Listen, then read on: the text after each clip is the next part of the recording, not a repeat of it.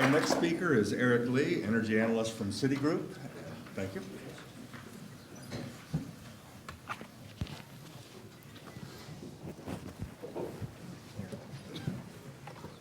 While he is setting up, let me follow up very briefly on something John said about the legal environment around the world. One of the received wisdoms, many of us travel internationally quite a bit, and one of the key received wisdom, why is the shale play, the fracking happening here and nowhere else in the world? One of the key reasons is because of the different structure of property rights. In the United States, landowners own the mineral rights, and so they have the incentive to allow drilling to take place because they capture the benefit of it.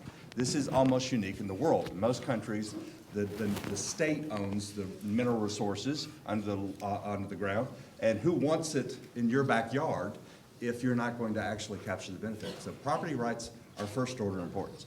Eric, please. Thanks very much, Bill. Thank you to President Boren, and thank you to Dean and everyone here for having me. It's a really pleasure to be here. I've had the opportunity over the last 2 years to have met some OU students who have come to Citigroup to visit the commodities research team, which is where I work, and I'm an energy analyst there and focus on oil. I was very impressed by the people that I met. Most of you already had jobs, so we couldn't even talk to you about maybe joining, the research team. But and then that I think speaks to the quality of the students here, of the institution here, as well as the opportunities in energy in North America today.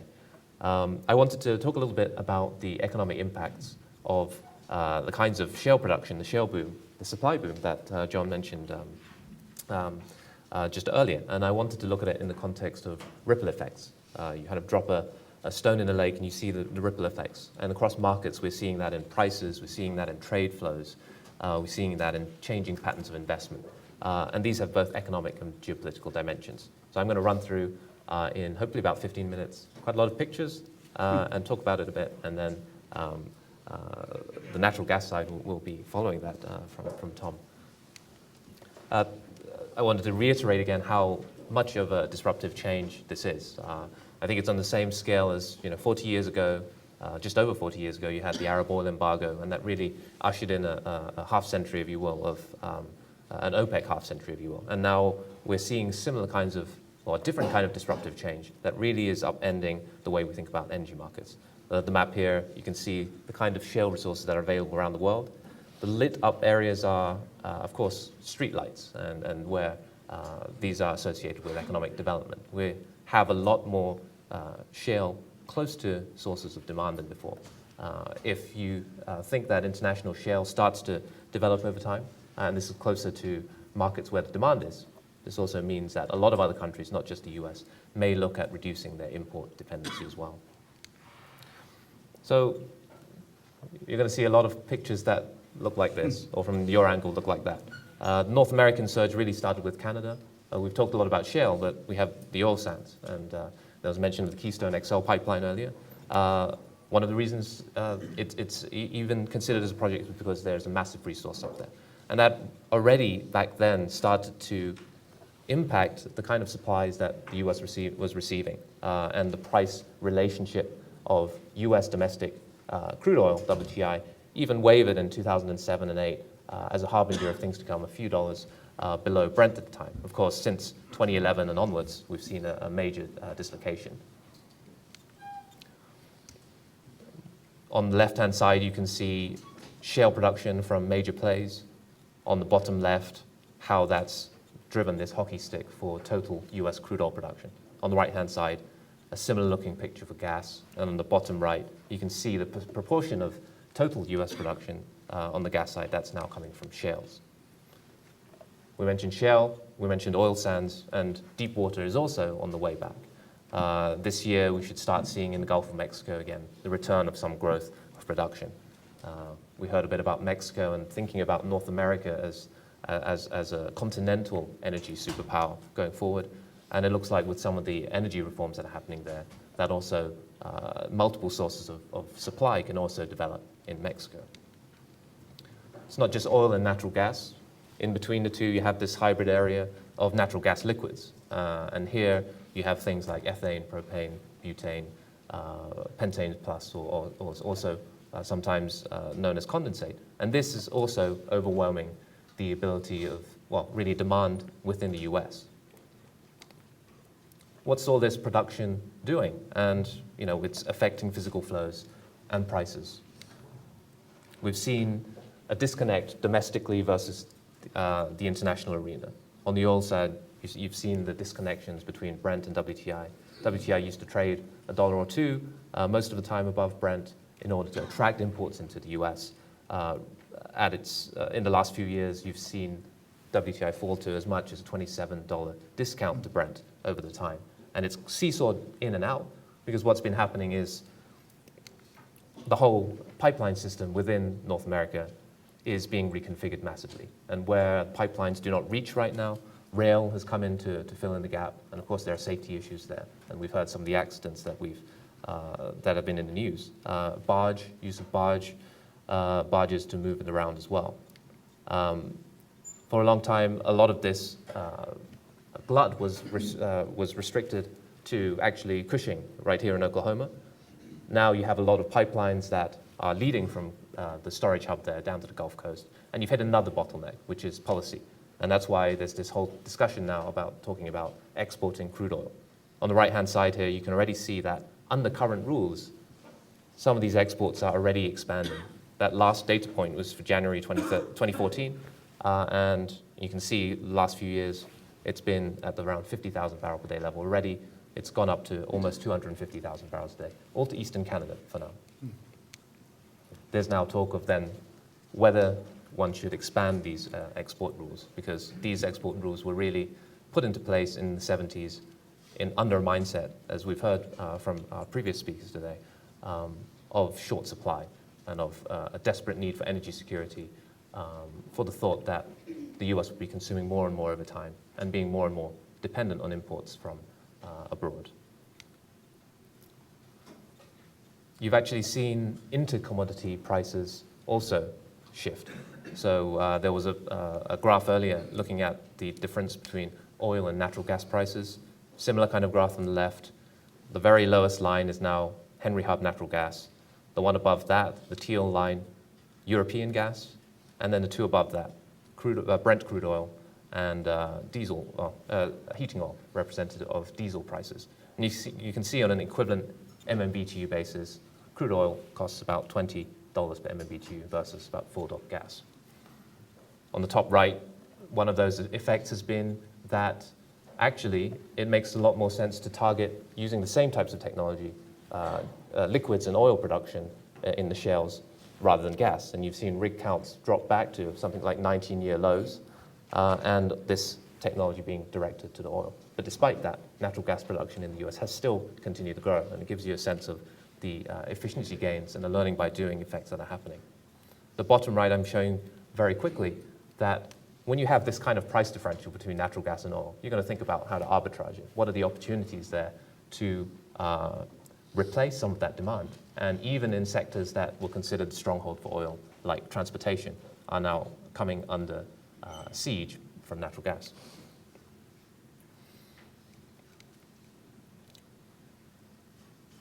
On the NGL side, you again see a similar story on the top left, how, for instance, in the top left, I'm showing propane prices, and on the Gulf Coast, they've now dropped to a point where the export arbitrage would be open, and you can see on the right the kinds of, the shaded area, the kind of ramping up of export capacity that is now planned to try to get some of this out of the US. So on the physical trade flow side, you know, who's winning and who's losing? The US was importing about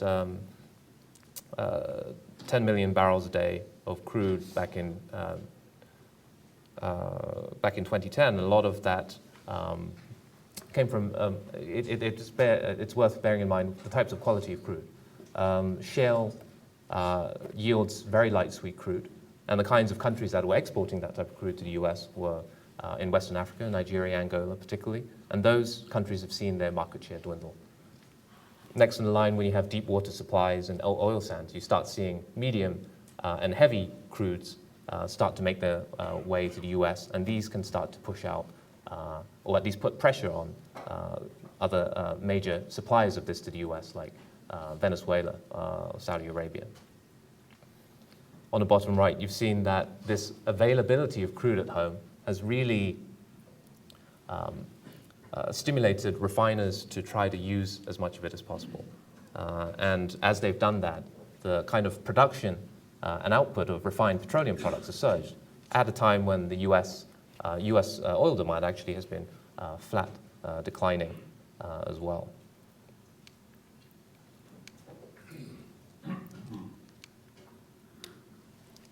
So you've gotten to a point where now of the multiple types of crude, particularly light sweet crude, it's now moving out of what had been an oversupplied storage hub of Cushing, Oklahoma, and down to the US Gulf Coast. Now that is hitting a bottleneck of exports. You started seeing the price of crude oil on the Gulf Coast really start to drop to a structural discount to Brent crude oil prices, to international prices, and opening up interest to try to move it elsewhere.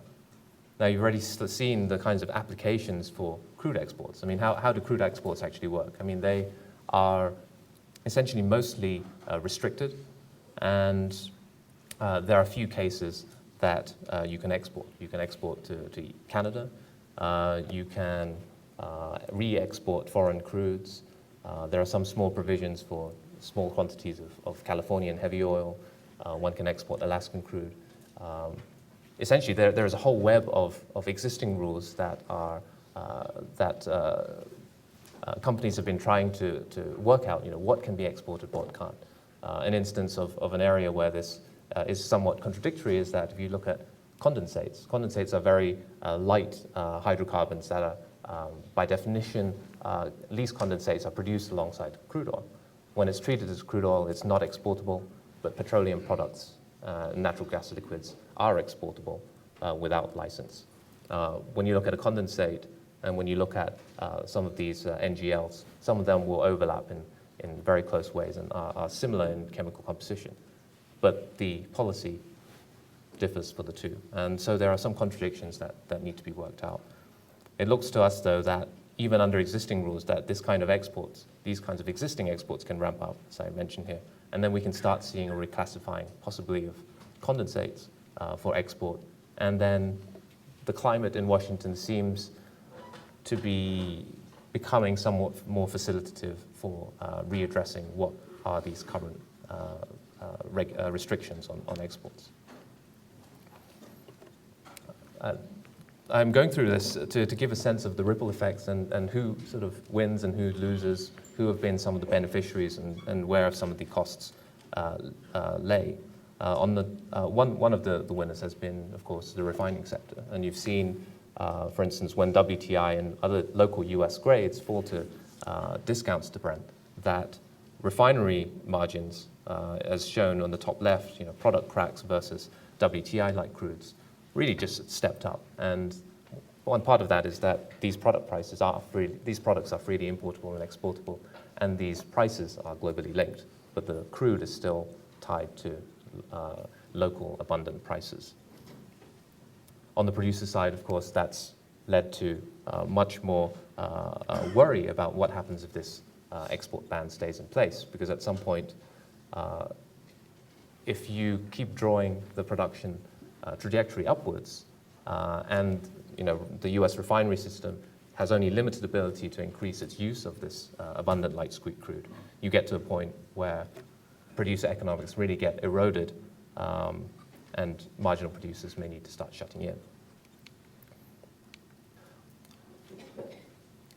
When we look at the projections for oil and gas production, and here I'm focusing on oil and NGLs, we do see the U.S. becoming a net hydrocarbons exporter by 2020.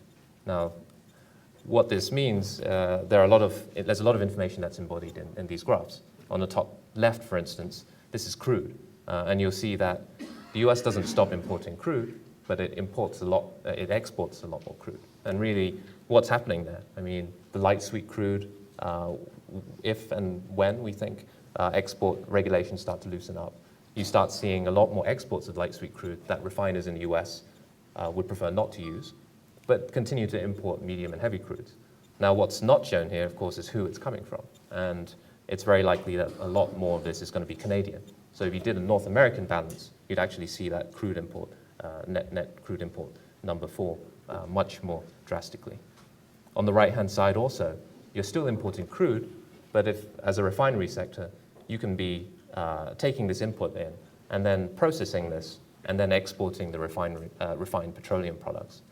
So a big part of that is that while you're still a net importer of crude, potentially, you are exporting much more in the way of petroleum products, in the way of natural gas liquids. So when we first did our big study on what the impacts, what the shale production could look like, what might be the economic consequences of it, we came up with some things I think that seemed quite hopeful at the time, but now look much more achievable. I mean, back then we saw that real GDP could be 2 to 3% higher by 2020 than it would otherwise have been. We saw something like 3 million jobs created on net by 2020. And we saw a change in the current account deficit as the US imports becomes a net exporter of hydrocarbons, for that to drop significantly. The question is then, of course, about the current account is, does the US then look at importing from elsewhere and other types of goods? And that, of course, is a much more dynamic question. It's tricky to look at on aggregate some of these economic effects, because particularly with the employment numbers, what tends to happen with these studies is you get the direct job creation within the shale oil and gas production itself. And then you get what studies tend to look at, tend to call indirect jobs, and these are within the supply chain industries that serve the production. And then you also have what are called payroll-induced job creation as well, which is with the income that's generated from this and putting that back into the economy and using that to consume and invest, what other jobs are created on top of that. So that is much harder to track. So I think there's certainly a lot of numbers that are thrown out about the types of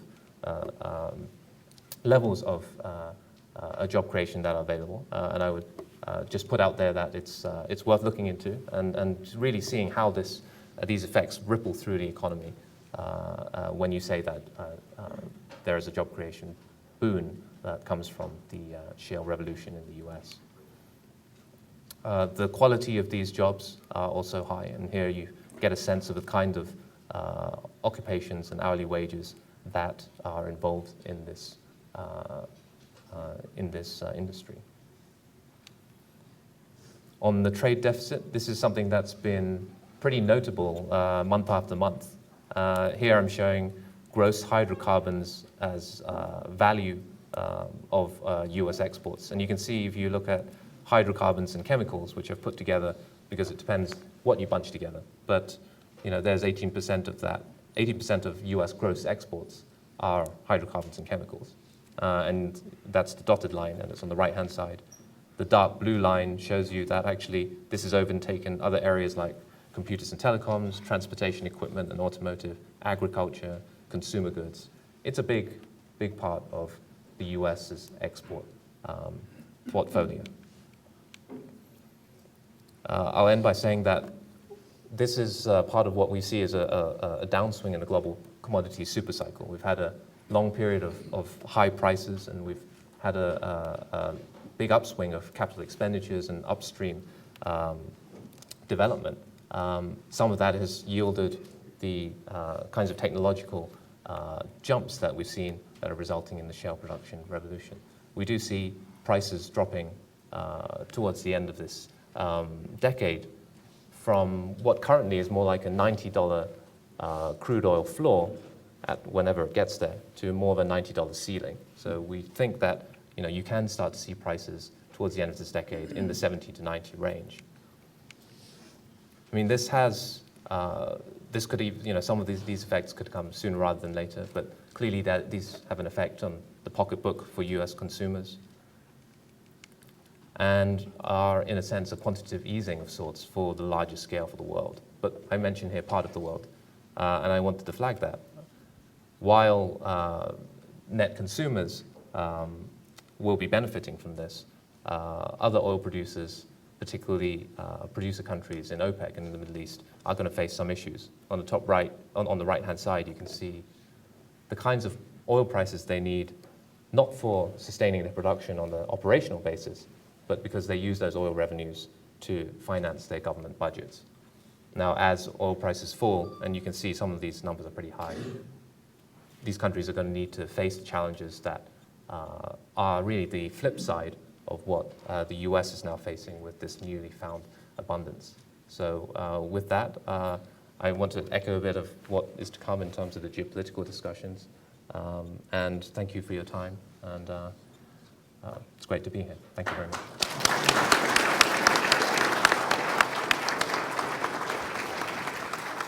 Thank you very much, Eric, for that extremely informative talk. You mentioned the first oil shock. I had to say, I was in college when it happened and remember it very well when gasoline prices went to $1 a gallon. And I remember a bit earlier buying gasoline for 19 cents a gallon. And for the industry, you talked about the wages. It's a fact, it's been a fact for a long time, it's gotten even wider, that the wages within the petroleum industry are by far the highest. Well, the value added in the petroleum industry is by far the highest of any industry, and that is widening. And so the capital intensity, this is the prince of industries in terms of output and output per worker. So I guess we're going to have one question, and then we'll go on, and we'll have one question for the audience here. You were mentioning the stability that this brings to us. How do you think this has changed our sensitivity to oil shocks as a nation? And what are some of the black swan events that could possibly interfere? Sure. I mean, I think one thing to know very quickly is that you've got to be very careful with the term energy independence. Prices are still global and fungible, and a shock anywhere is a shock everywhere. In that sense, the US can still feel these price shocks, even if it's not directly importing from a certain country. Case in point, 2011, the US did not import crude oil from Libya directly, but when the Libyan conflict came into play, US prices were hit just the same, and US consumers were hit in the same way. I will mention that, in answer to your question, that when you do have an exportable surplus, it is a cushion of sorts. I mean, it does give you some leeway to restrict exports potentially, although that might not go down very well if you know you especially with allies. I will say though that if you look over the last 2-3 years, one of the reasons that the Iranian sanctions were able to be even handled in the first place was because there was this new cornucopia of US and Canadian oil. So if you look at just before January 2011 is a good turning point, I think. Before that time, the level of global supply disruptions in the world was about 500,000 barrels a day. Since then, it's reached as much as 3.5 million barrels a day by last summer, with the issues in Libya, Iran, but also Nigeria and elsewhere. Now, over that same time frame, though, the US and Canada have also added about 3 million barrels a day of new supply to the world. So these two big forces, both on the bullish and the bearish side, have really balanced out in that sense, and has given the US and its allies a lot of room in terms of dealing with Iran on the sanctions. Very briefly before we go on, as many of people in this room, I travel to Saudi Arabia quite frequently, and one of the things that this is having profound impacts there, and John, you also mentioned this in your talk, they're worried really about two things for the oil revolution that's happening in the United States. One, of course, is on the demand side, that we're producing so much that this will drop down the price of oil, which of course would hurt them, and as you just showed, their break-even cost is very high, as is most of the Gulf. The other thing is they're worried about, as was mentioned, is that it will make the U.S. they perceive that will be less willing to defend them, and of course that's the United States military presence keeps the peace in that area, so this is having profound impacts. I think what we'll do is go ahead and let Tom Choi talk, and then we'll follow up with the general questions for both speakers. So Tom Choi of Deloitte. Thank you. It's my pleasure to be here. It's always tough following somebody with a British accent because no matter what is said, the person with the British accent is going to sound more intelligent. And a London School of Economics degree, too. Right, yeah. It's my pleasure to be here. I had a chance yesterday to tour your beautiful campus, and after hearing what President Boren said, I feel like I should be applying to the school. By the way, how many of you students have heard of LNG or know what LNG stands for before today? Can I see a show of hands? Okay, almost everybody. I think that's an indication of how the gas industry has entered into public consciousness. You know, I had a dinner this past weekend with an older couple, and the woman, once she found out that I was in the energy industry, wanted to talk about hydraulic fracturing and LNG exports. So it shows you how much we've advanced, and I think Mr. Richards will agree with me. This is the most exciting time in the history of methane. Okay. What I want to talk to you about today is U.S. LNG exports and their impacts. You know, how much will U.S. Export, and what are the potential impacts? Okay. First of all, let's take a look at why LNG exports are even being considered. And this is a chart from the FERC, Federal Energy Regulatory Commission, and it shows prices that prevailed during September 2013. And this is price of LNG in different locations in dollars per MMBTU. And you see that there are some areas with extremely high prices, you know, primarily in Asia. You see Japanese and Korean prices at $15.75. Some South American countries also have very high prices. You know, European prices are also high, but not quite as high. Look at Lake Charles, which is in Louisiana. Price in September was a little under $3. Because of a huge price spread between North America and potential markets in Asia and Europe, there's a tremendous interest in developing LNG export projects. What people are trying to do is arbitrage the price difference between North America and these global markets. Okay? And that brings along a number of concerns. You know, how much will be exported? What's that going to do to domestic prices? What's it going to do to a potential U.S. manufacturing renaissance that people have been talking about?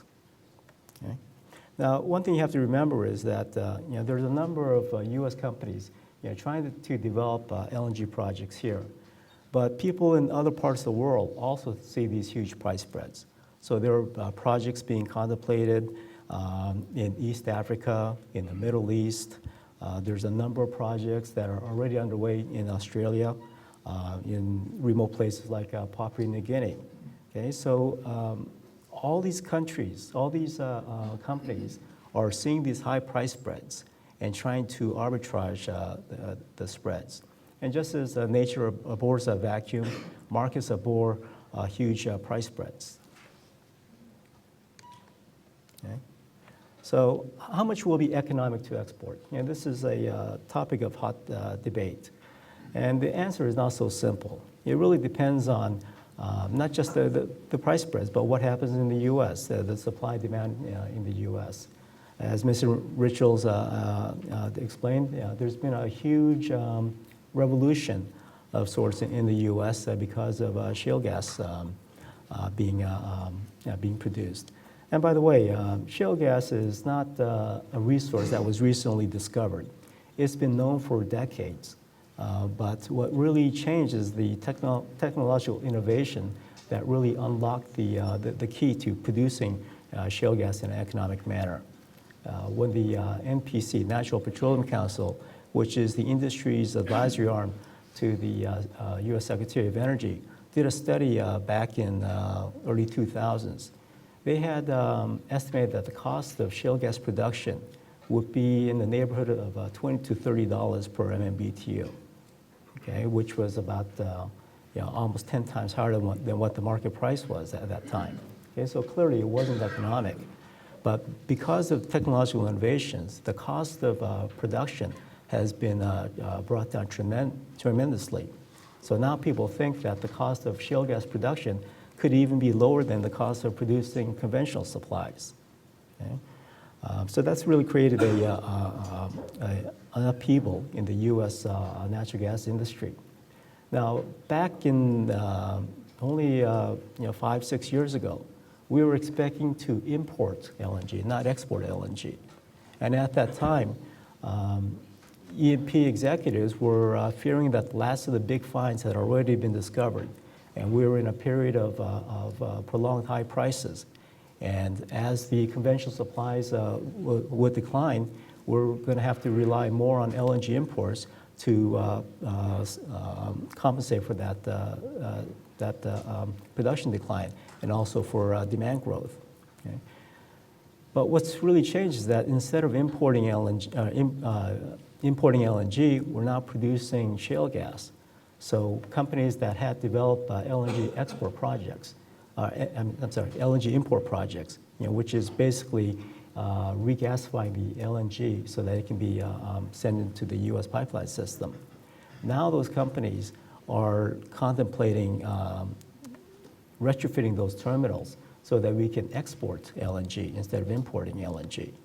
I joke with them that they had the number right, they just had the sign wrong. It would be funny if it wasn't so painful. But you look at the number of projects that have been proposed, and if all of those projects come to fruition, it would more than double the total LNG that is currently being produced. And clearly, not all of that will be produced because there's global competition. And furthermore, LNG doesn't just compete with LNG. LNG competes with other types of supplies. It's just a component of a broader natural gas industry. So LNG will compete with domestic production.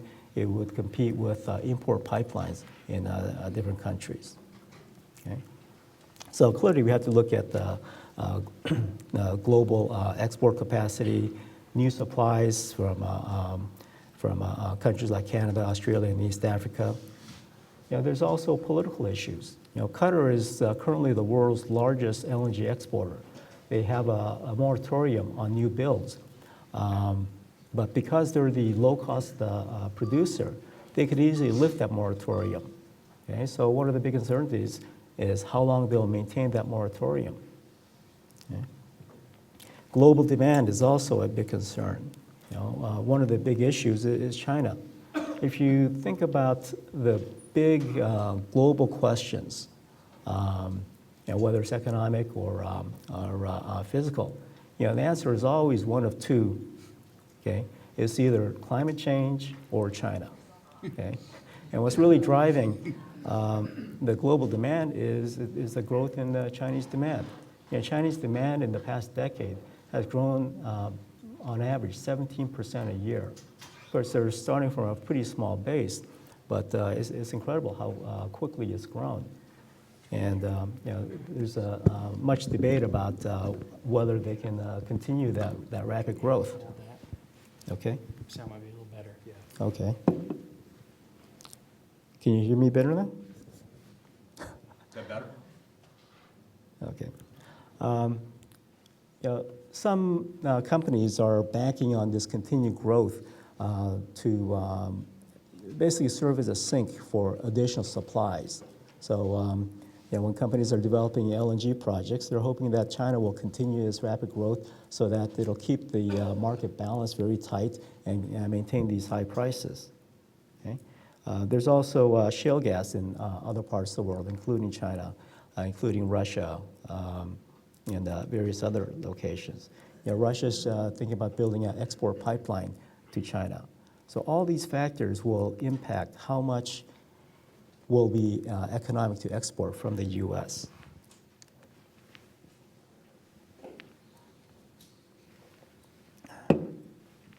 Now, there's been a number of concerns raised by people warning against too much LNG exports. One factor they raise is that there could be unfettered volumes of exports if the government doesn't control how much will be exported. Okay?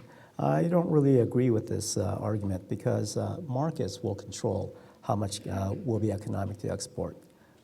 Even without any government restriction, our analysis shows that the volume of LNG exports will be fairly moderate. We're not going to have these these huge volumes that some people are warning against. Furthermore, LNG terminals are extremely costly. To build a single LNG liquefaction terminal in a brownfield location, that is converting a current regas terminal into a liquefaction terminal. Okay, it reduces some cost because you can use the same site, you can use the storage tanks. But even in those projects, the cost of building a liquefaction terminal is about $10 billion. Okay, so these are extremely expensive projects. If you look at some more remote locations with brand new terminals, you're looking at costs of $15 billion or more. So what the companies are doing is they're only going into final investment decision if they have demand locked up in terms of long-term contracts. So the market's not really going to get ahead of itself. Okay. Another question is what's going to happen to U.S. prices? You saw that the prices in other locations were much higher than prices we enjoy in the U.S. If U.S. exports LNG, the fear is that U.S. prices will rise up to the level of these global prices. That, again, I think is a spurious argument because the high cost of liquefaction and shipping will really prevent this from happening. There'll be a permanent price wedge between the U.S. and these import countries. I mentioned the cost of liquefaction is extremely high. To recover the capital cost and provide a reasonable rate of return, you really have to have about a $3 per MMBTU price spread on every BTU that you export. Also, the cost of shipping is very high. The cost of shipping from the Gulf of U.S. to Asia is around $2.50 to $3. So right there you see that it only makes sense to export if you have about a $6 price spread between the Gulf and these export country or import countries. As one chief executive of an LNG company said, if U.S. manufacturing companies can't compete with this kind of price advantage, they really should be finding a different line of business.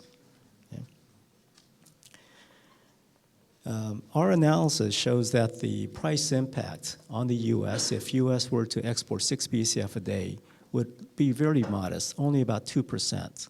Okay, this is far lower than what a lot of people have projected.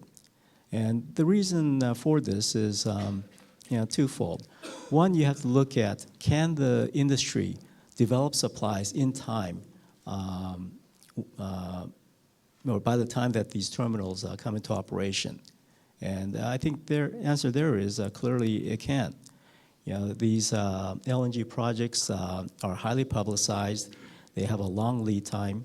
To get through the Department of Energy and the FERC process really takes about 2 years. And the construction time, once you break ground to the time the terminal are in operation, is about 4 years. So you have a long lead time for the industry to properly anticipate and make supplies available as they're needed. Okay, so then the next question becomes, if the demand can be anticipated, what is that going to do to the cost of production? And there you have to look at the resource curve. Because of the abundance of shale gas resources and also other types of resources, including conventional supplies, coal bed methane, U.S. has a large volume of supply that can be developed for both domestic consumption and exports. Okay? So in our analysis, the change in future production costs as a result of slightly higher demand is very modest. And if you look at 6 BCF a day, that's about 2 TCF per year. Over a 20-year period, that's about 40 TCF. U.S. has over 2,000 TCF of proved and potential gas resources. So there's really a small portion of the resource that we would use for exports. Okay. Another issue that people bring up is the competitiveness of U.S. business competing in global markets. People talk about the U.S. manufacturing renaissance. And people get excited about that because really for the first time in a long time, U.S. has a cost advantage over its competitors in Europe and Asia. Energy costs in the U.S. is much lower than in those other regions. So people fear that if we allow exports, then it's going to harm U.S. manufacturing. And they further argue that U.S. is better off using the gas for manufacturing than it is for exporting to other countries. And this, again, I think is a spurious argument because, we're not in a central planned economy where you have to ration supplies. If we need more supplies, we can produce more supplies. We add more reserves, and we make more supplies available. So it's not a choice of one or the other. We can, now we have ample supplies to provide for both. Okay. Price impact, I just went over. You really have to look at how dynamic the industry is and what the increased demand would do to resource depletion. Okay. And the reason that our analysis shows that the impact on the future production costs as a result of higher demand is demonstrated with this resource pyramid, which was popularized by the USGS. Okay, this resource pyramid shows that at the very top, you have small amounts of really high quality gas, low production cost gas. And this is conventional supplies that exist in huge fields. And you have a small quantity of that, and it's very low cost. As you move down the pyramid, you get to successfully higher cost supplies, but they're more abundant. Okay? We've pretty much run through the really low-cost conventional supplies, and we've gone down towards the base. And we have such abundance of shale gas resources and also remaining conventional supplies that it's really flattened the aggregate supply curve. So if you look at the supply curve on your left, it's really at the flat portion where the demand curve would intersect. By the way, the projections that I mentioned were developed from our economic model called Market Builder, which your university now has license to. So if you want to start using the software, bug Professor Ghosh.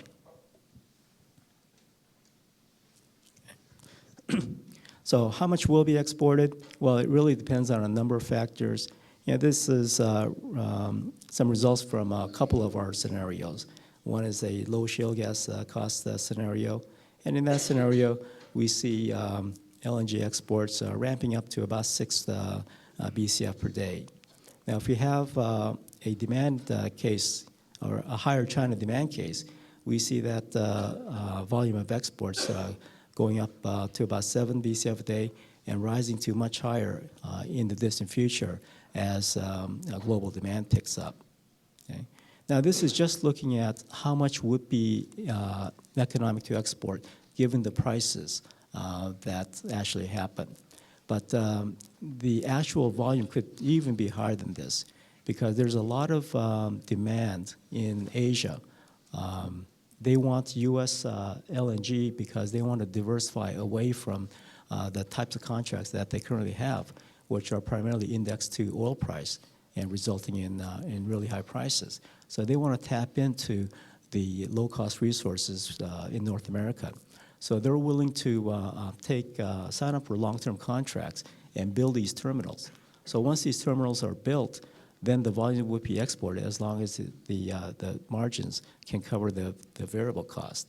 Okay? So if these foreign buyers commit to capacity, then you can see LNG export volumes be significantly higher than this. Okay. So in closing, how much will be exported really depends on a number of factors. but fears of massive volumes of export, I think, are really unfounded. U.S. LNG exports are not expected to be linked to oil price, and therefore hold a real attraction to Asian buyers who want to decouple from oil contracts. Okay? So, as I mentioned, the volumes could exceed what would be exported purely on an economic basis. And with proper anticipation of LNG exports, the price impact should be quite minimal. Okay? With that, I close. Okay, thank Thank you you. very much, Tom.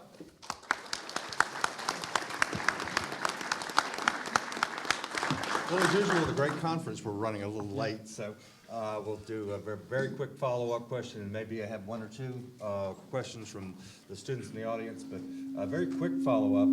How many export facilities do you think will be built, and how will they be financed? Finance professors got to ask these things. So. I think, well, it's tough to say, but if you're looking at over the next decade, I would say around 4 to 6 terminals will get built. And how they'll get financed is really dependent on who builds them. A lot of these terminals are being proposed by fairly small companies. So they're going to have these long-term contracts, and in some cases, buyers of the LNG help with the financing, either by providing the debt or taking some equity stake. You know, there's some terminals being proposed by very large companies, so you know they'll have no trouble raising debt or you know, just using their balance sheet. But you know, most of the terminals are developed by fairly small companies, so they're going to be very risk averse, and you know, go into partnership with the buyers. Capital markets are infinitely liquid for the proper project. One or two questions from the students, and then we need to take our break. So, students? Yes, sir. This goes for the tutorial story. You talked kind of about the exporting hydrocarbons from the U.S. Is that more due to the increase in supply, or is the constraint on that going to be the transportation to other countries? So is it more about, like, can we get the hydrocarbons to other countries right now? Is that not really the problem? Or is the supply from the U.S. export, is that the problem? That's not necessarily the problem, just the supply or demand problem. Yeah, this was yeah, in the during the Ukrainian situation. Yeah, this was one of the questions that was asked: how quickly can we get these supplies to Europe if they needed it? And the answer is, you know, we don't have the facilities in place now. Okay, it's the first terminal won't come into operation till around 2016, 2017. Now, in the very short term, you know, we have ships that can send gas, and they can be turned around pretty quickly. You know, within about 6 months, we could have LNG liquefaction ships take U.S. gas and take it to Europe if needed. But that would account for just a small amount of volume. We have time for, would you like to follow up, Eric? Yeah, just very quickly on the oil side. I mean, a big part of it is just looking at the different balances. So the U.S. is, if not that long ago, the conventional wisdom was that U.S. Oil demand was just going to keep rising and rising. That's not been the case. I mean, it's actually been declining. And this year, you've seen a bit of a pop-up, but essentially there are a lot of factors that are keeping it flat and maybe into a decline. So when you have that, but suddenly all this new supply, you have a lot of crude, you have a lot of refineries that are now running at very high utilizations, producing more petroleum products than ever before. And all of that is really in surplus to what the U.S. needs. The U.S. is also, U.S. refiners are also very competitive. In fact, they're getting a double benefit from the shale revolution, not just cheap, abundant shale oil, but also fueling these refineries with cheap natural gas as well. So these balances are making it very pertinent on the product side. On the crude side, there's a lot of light sweet crude. It's getting to the Gulf Coast, which is really geared up to take heavy crudes. And that discrepancy means that either light sweet crudes need to discount a lot for these refineries to think about running it or converting their refineries to run it in some way. Or really it's a glut that wants to be exported, but at the moment is restricted by export policy. I was a petroleum chemist in earlier life, and speaking of crudes, that we geared up to run Venezuelan heavy crude, and it's a fact that when you gear up a refinery, optimize a refinery for one particular type of crude, you cannot just instantly change and go to a light sweet if you're geared up for heavy. It turns out we are late, but we'll go ahead and take our break now. But the speakers are going to be here for the break. They'll be here for lunch, so I urge you to meet them on the side.